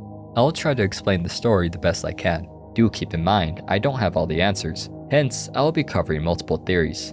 At the end, I'll cover some additional elements and give my own opinion. Theory 1. Paul is a phony, a liar, manipulator, someone who wants to be seen in a certain light. The main idea comes from information provided by Billy and me in the Passover Plot. Mirroring the Passover Plot, Paul would have used his knowledge of Thelema, the Book of the Law, and Crowley for his own benefit, with his inner circle consisting of those within Apple such as Derek Taylor, Mal Evans, Neil Aspinall, and of course, the Beatles. It isn't clear when he came upon this knowledge. It could have been during his trip to Kenya, referenced in this clip. There's an audio clip in the Winged Beatle where supposedly Paul says, For long, all the wounds heal in your headbands. Safari I first became aware and enlightened. Felt brand new, and nobody noticed anything different. What do you think happened to Paul in Africa? You can say that when he went back after that trip, he was not quite the same. Before ever going on safari, Paul, or at least the Beatles, were already using many of these magic techniques, such as backmasking on rain, reverse speech, pseudonyms, and his various interactions with Indica Gallery, and their newspaper, the International Times. What exactly happened to him during this trip is the main point of difference amongst the different theories. What the Winged Beatle gives us is that Paul went to see how the natives lived, and for some reason had to go to the hospital for an emergency operation. We've seen various shots of a head injury and tree panning tools alongside images of Africa, and what I assume are meant to depict the natives in the RA series. At this point, it's clear Paul's lying about going to Kenya for some random vacation, but he actually went there for a reason, which would be the operation. From Thelema is a concept of the great work which we've discussed, in their journey towards ego death and enlightenment. This fits neatly in with the whole elevated human element of the story, and would tie in well with his journey to Kenya. Even if Paul didn't go to complete the great work, it doesn't change the fact that he was elevated afterwards. In this theory, Paul would be lying that he ever reached true enlightenment, merely making it appear as he did, or that he was a reincarnated Crowley. Just so it's clear, we'll go with the enlightenment angle. Before you take this as complete truth, do be aware there could be misinformation. What we do know is Paul was no longer the same person, or at least appeared not to be so. Why do I think this? We have so many clues pointing us in this direction. The Eye of Ra, the pineal gland, Khepri, a reincarnated god in Egyptian mythology, and all the talks about Paul not being the same Paul all the way back to the early RAs.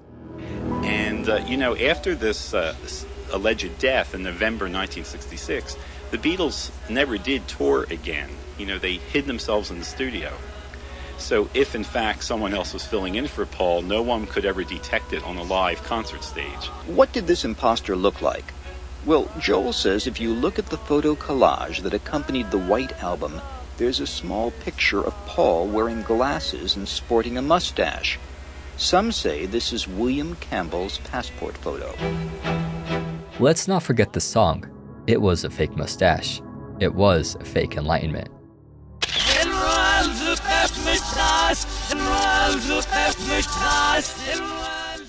On his way back to the UK, Paul would have concocted the idea of Sgt. Pepper's with the help of Mal Evans. The idea of becoming someone else was the obvious concept of the album.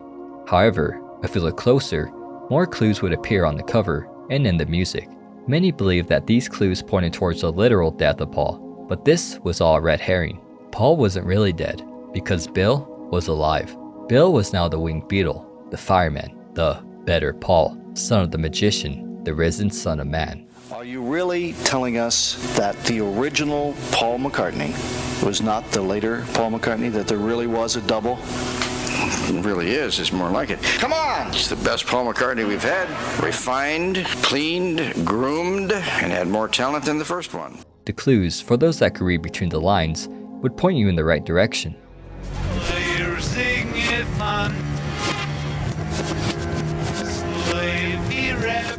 The real message would be that of love and freedom. Paul would use his music and media to push the message of Crowley, the Lema, and the Book of the Law onto the masses. That is the true concept of the album, hidden, unless one knows how to decipher the clues. The cryptic word games are the immediate extension of Lewis Carroll's famous poem, Jabberwocky, which shows that in word are very different meanings if one knows how to decode them. Unknowingly, the whole world would be singing the law. To hide everything that happened to Bill, people were removed from his life. The Beatles were at least compliant with everything that was going on with Bill. I mean, he was still Paul, but not quite. Out of the Beatles, I do believe John had a unique role, as none of the other Beatles are featured quite as much. John's exact role isn't clear, but I do have some ideas on how he fits in. The first idea ties into the whole Passover Plot idea, in which John plays the role of a Judas, someone that was privy to information and a close collaborator with Paul. After some time, perhaps feeling what Bill was up to was wrong would betray him. Paul is the Wars, How Do You Sleep, and the addition of cranberry sauce being prime examples of John inserting clues. Applying that to our mystery, Bill would have told John to betray him. Why? To push the Messiah idea? To push the clues further? It could be any number of things. The next idea is that John was actually never fully on board with Bill. Yoko Ono's addition is blurry, but it's stated that she actually knew who Paul was and the Beatles before meeting John, when she said otherwise. Yoko came around to my house. She knew who the Beatles were because met him. she met you. Yeah. She knew of the Beatles. Why would she lie? Did Paul put her up to it? It was most likely not anything sinister. If anything, she may have actually been trying to help John. Where you explain that Yoko Ono brainwashed John Lennon in around... Tried to make him the person she wanted. She did it in a good spirit. The best intentions. Best intentions. Going back to the Winged Beatle, we could recall the talks with May Pang, and that John and Paul started hanging out again. They would then discuss the possibility of getting the Beatles back together. Then Yoko Ono came in, and it didn't end up happening. If Paul is able to control people, was he doing so to John, and Yoko stopped it?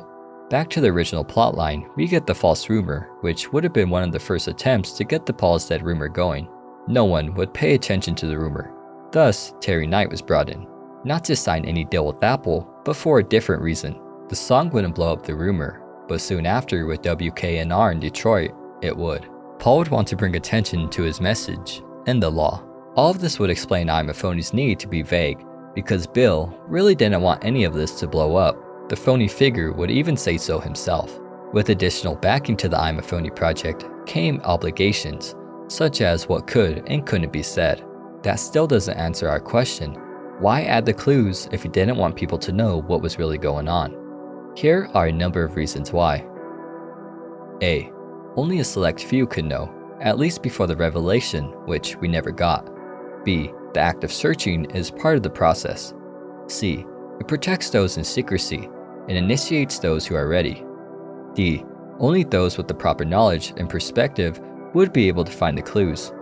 Many esoteric occult systems are like this. If you can't piece it together yourself, you don't deserve to know. E. The clues weren't left just to tell a story. but to also tell one. The clues in a way act as a filter. If you're able to decode them, you're proving you're meant to know, not simply because someone told you the answer, but because you found out yourself. Subsequent releases would continue the mystery, with everything pointing back to Peppers as this is the proper entry point, not the car crash in 1966. The love code is one of the most obvious examples of clues. It would appear that the Phoney Figure was one of the few who could piece it together, winning the love contest, and getting him involved with Iamaphoney, starting the project. The second theory is that Paul did reach enlightenment and wants to enlighten us. Whether this be through the great work or not, he would have achieved a higher level of consciousness, making him Bill. This elevated state would essentially make Paul an entirely different person, or a messiah. Theory 3. Paul attempted to become enlightened and failed, hence the operation to fix whatever happened to him. If we go back to the steps of the great work, one must communicate with their holy guardian angel and cross the abyss. Failing to do so would lead to destruction, not literally, but one of consciousness. Paul's holy guardian angel or ego would take over, which in turn would make him Bill. What is the story I would go with? I would go with theory 1 or 2. If I had to choose one, I would go with theory 2. Paul's enlightenment doesn't have to be literal, more so that Paul simply aligned himself with his own will, learned Crowley's teachings, and wants to teach us. You could go further with this, like Paul sees himself as Crowley or his reincarnation, but we'll leave it at that. Without a doubt in my mind, the story points to Paul going through some sort of change, or at least portraying himself as doing so. The Phoney Figure himself talks about reaching a higher level of humanity. This could be an enlightenment. Paul gained a deeper understanding of magic, or thought of himself as a messiah. So today, Paul is Bill. Everything surrounding Iamaphoney in the story he conveys is deeply rooted in Crowley, the Book of the Law, the Lema, and to an extent the OTO. The revelation is that we are all essentially singing the law through the music, which would be why Martin would state he doesn't want any revelation to come out at this time, because if the revelation did come out and revealed everything about the hidden messages and their purpose, people would view him differently. If there were hidden messages, it would lead us back to Manson and how he fits in. The best idea I could put forward is that there is meant to be some connection between Bill and Manson. Bill could have directed Manson in the same way he influenced others. Mal Evans' book has since come out, and to my knowledge, has no information on the PID rumor, nor anything in the Iamaphoney videos. Was the message meant to do harm? Is Bill evil? No, I don't think so. The term evil, as we've discussed, is that from a Crowleyan perspective. Evil is meant to subvert the religious perspective of evil, that the only evil is not to follow your true will. The divine symbolism points to the potential star in every one of us. A comment from Mike on his video, Billy and Me, will lead us further into the Crowleyan perspective. There were a couple of moments where I thought that all of this must be a complete joke, and that all of us were being played by one dude who was sitting in his mom's basement or whatever. But those moments were very small. Too many things have happened on different kinds of levels that tell us that this is actually real, and I'm reminded of it daily. Everything is real behind the phony. Iamaphoney awakened the flame inside me, to get real with myself, to live as I wish to live, and to be in control over it. But it is hard. It helped me to lose a lot of fears, and make me a true human being who is real. But nothing is real, as you know. Before, I was trying to live up to people's expectations and examples. I'm still working on some issues, but it is okay. I embrace them and learn more day by day. It's all love, a subtle yet telling response.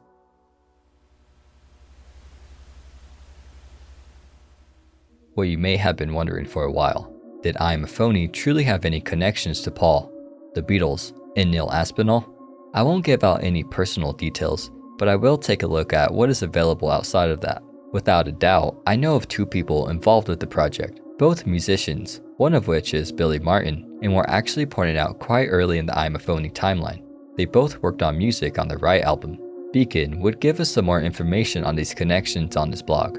Until his retirement, Neil ran Apple Corps and Beatles-related matters. Beacon would state, though it would appear he did this under an assumed title. On the board of directors is listed Standby Films. Neil did run Standby Films, with the only film they produced being about Jimi Hendrix. Beacon would then produce an image of the supposed official accounts for Standby Films. A large sum of money is shown paid towards an unknown creditor between 2006 and 2007. Beacon would speculate if this money could have been paid towards an unknown creditor. Beacon would guide us to a large archive of Beatles material collected for the project The Long and Winding Road, which you'll know as Anthology. This in turn would be given to Iamaphoney to produce their videos. Using a whois check, Beacon would find out that the website linked to Neil Aspinall and Apple. Beacon would admit that the information isn't conclusive, but he does get a lead on the LinkedIn page for Billy Martin, also known as the Phoney Figure, in which it details he worked as a director and researcher for stand-up film. Beacon would ask Martin about this. He would respond that stand-up film is a nickname for standby films, and the author admits that the profile could be phony. On a different profile linked to the Billy Martin account are 3 projects with dates lining up with the Winged Beatle, the Right Album, and a Organized Paul's Secret. The website cosmaniavision.com linked to a Billy Martin at iamaphoney.com, and later to Paul McCartney's website.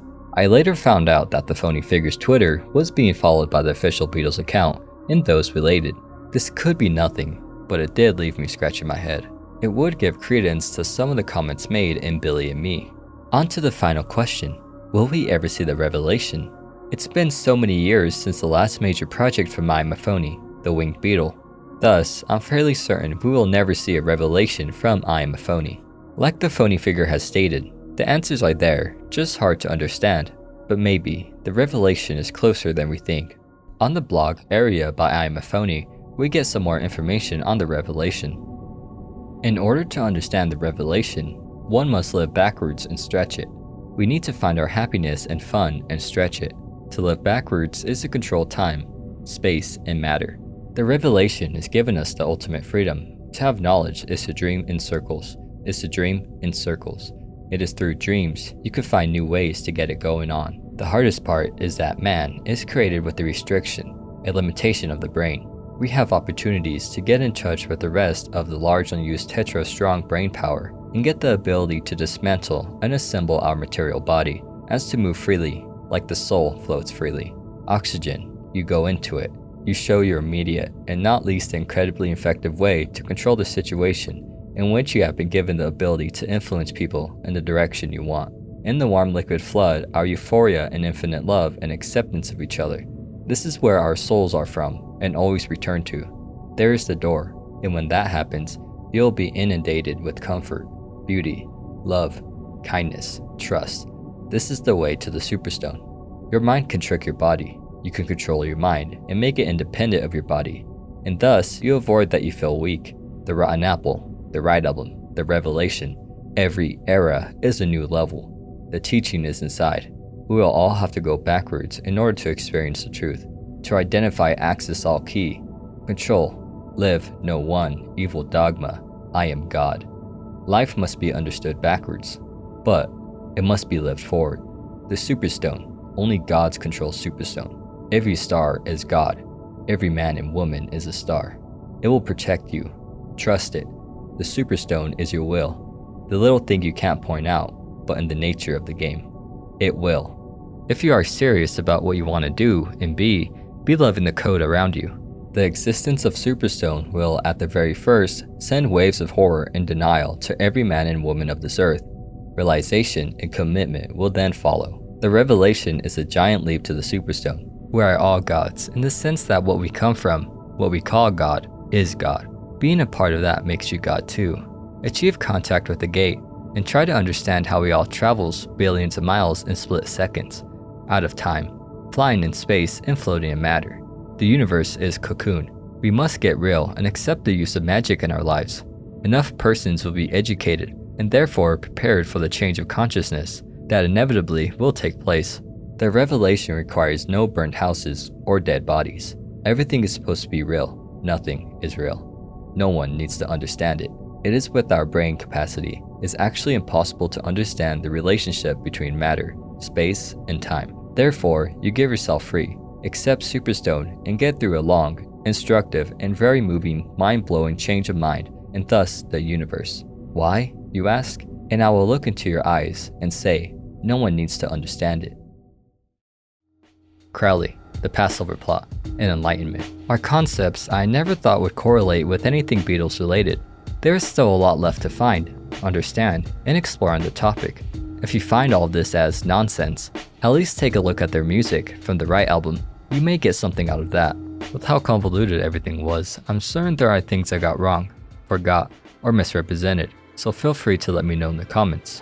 Thanks, bye.